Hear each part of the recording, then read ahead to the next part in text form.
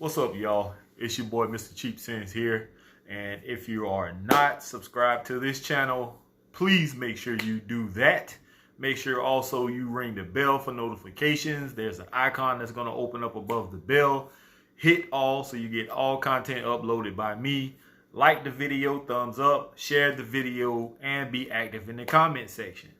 With that being said, I have about 5 fragrances laid out here in front of me that I didn't at first know which way to go. I was going to do a video of fragrances that I'm not fond of and some other titles that I threw out there, but I even wanted to do a hype video. I fell for the hype or something like that, but for the most part, I can't really say that about these fragrances with the exception of maybe one. But I think I'm just going to go with 5 fragrances that I'm not really fond of. So with that being said, hope you enjoy the list. So here we go. Number 5. I'm not going to go into too much detail about these fragrances. I'm just going to tell you what my grievance is about it. And with most of these fragrances, it's either going to be the scent or it's going to be performance. And the first one is going to be performance. And this is from Joe Malone. This is English Oak and Hazelnut. And this actually came from a subscriber. They sent me a care package. And this was one of the fragrances that was in there. And I like the fragrance. It's a nice, fresh, clean, spring, summertime type fragrance. But from what I understand and from what I got out of this fragrance, it does not last long at all. It does not perform well at all, especially off of my skin. I can't, speak for anybody else. I just speak for me and my personal collection, and this one just does not do it performance-wise for me. I like the fragrance. I've smelled a bunch of other Joe Malone fragrances when I was in Jacksonville, Florida. It was Georgia Gent, Matt, and I when we did our little video, and I did get to smell some other ones, and most of them smell great. Just performance issues. So at the number 5 spot, I'm going with Joe Malone, English Oak and Hazelnut Cologne. Number 4, I actually have seen a few people reviewer-wise talk about this particular fragrance. I can say that this one and there's one other that could have fell in that hype train video title that I was going to use. I actually found this one in Jacksonville, Florida. I believe I was at TJ Maxx, and I ran across this particular one, and I saw it one time before and I passed on it. I was like, I saw it again. It was marked down and I decided to jump on it. And it is from the house of Salvatore Ferragamo, and this one is Attimo Poron Black Musk, or Attimo, however you say it. I like the bottle. I don't like the fact that you can't see through it. I always despise bottles like this where even Club de Nuit Intense, man, you can't see the juice. It's kind of hard to tell once you get low. I've only maybe used this once. The smell is okay, but there is something to me.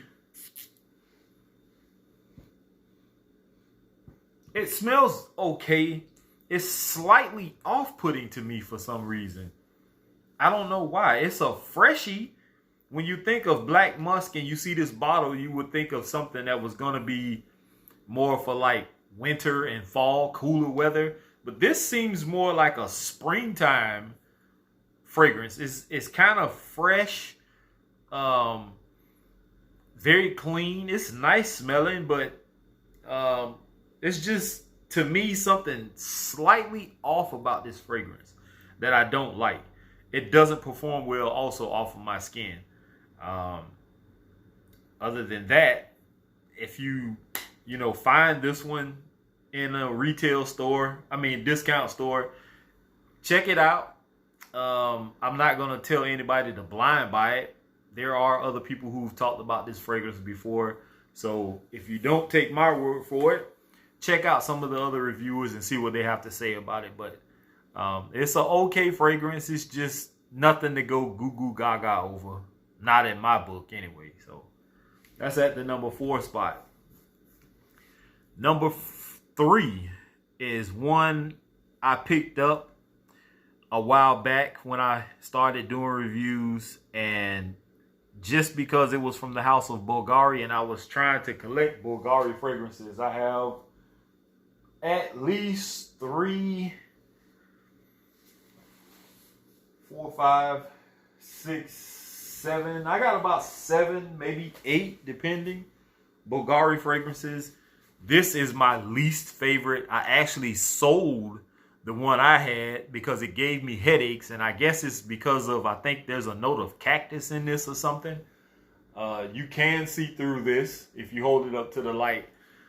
I sold my bottle, and a subscriber actually sent me a care package, and this was in it. So I got it right back. And it is Bulgari Man Extreme.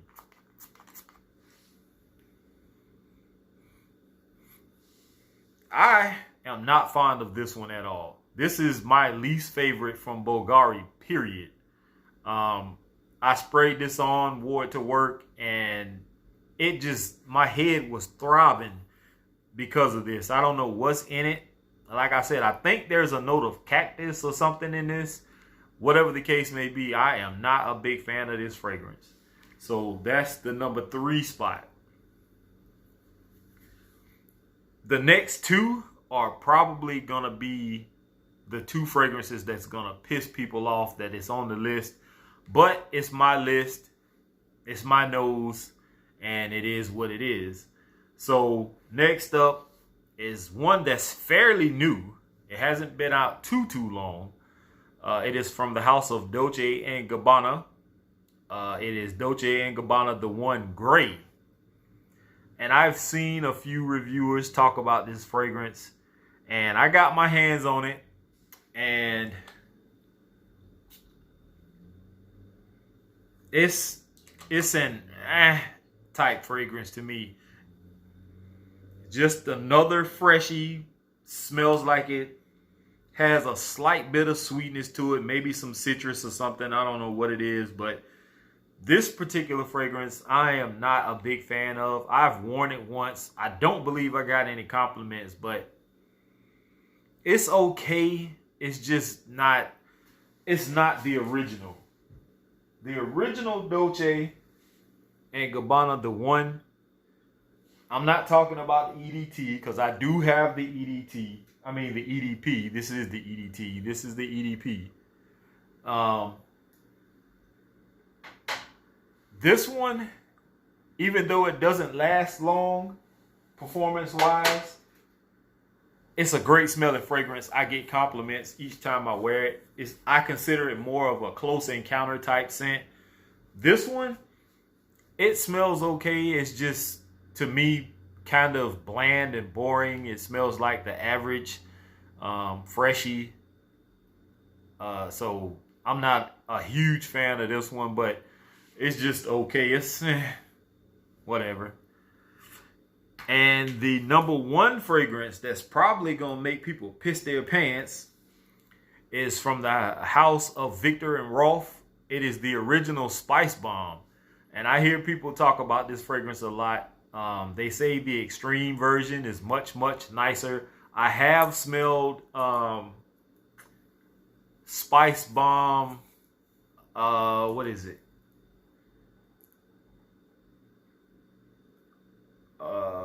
The newer one that just came out not too long ago. Night Vision. I smelled that one. I actually like that one better than this one just because I like sweet fragrances and Night Vision is sweet.